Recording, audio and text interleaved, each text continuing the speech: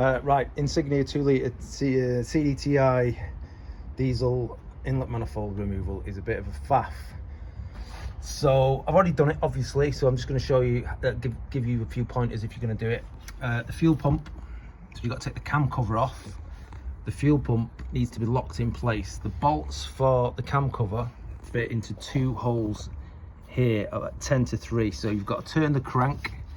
Don't turn it on here. I'm not going to give you advice about what not to do. You should know, don't turn it on here. Turn it on the crank pulley at the bottom. Line it up to 10 to 3. You should see, I've got a little mirror, this thing.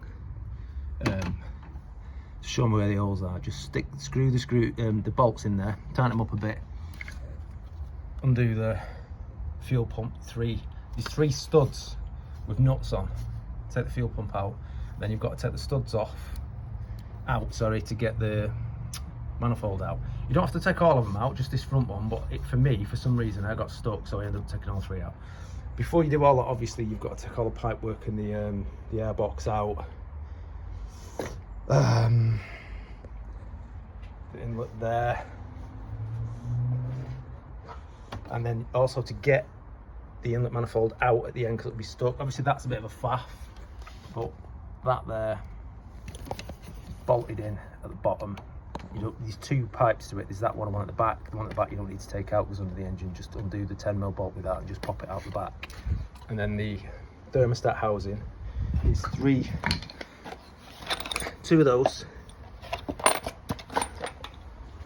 and 1 of those. And then that whole thing should move to the side, to the right, and then it will just come out.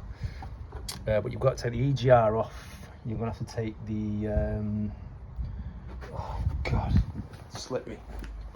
That, I just can't think of the name of it at the moment. What's wrong with me? So fuel pump.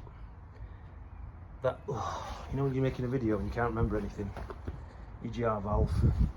So in total, it's taken me to get to this point about 2 hours.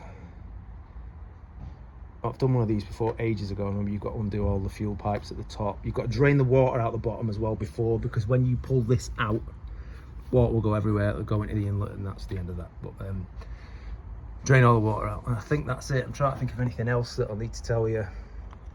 If I think of anything, I'll bore myself to death with it on the video. Oh, also, the engine on this overheated because the water was gushing out of it, and you may as well get a new inlet. If you're going to put the old one back on, the amount of time it takes to get this back on, if it's cracked or it's leaking, I've pressure tested this, it seems all right, but and you never know if it's warped. It was leaking from there. I don't know if I bored you with that at the beginning, but that's where it comes from. That gasket there splits. Don't try and put it in while it's on the car, because you won't line it up properly. Get any one of these. I've just ordered one from GSF. It's like 100 quid. That's what I'm waiting for. Stick it on. Anyway, I'm waffling on now. Stop going on. Any questions, give me a shout.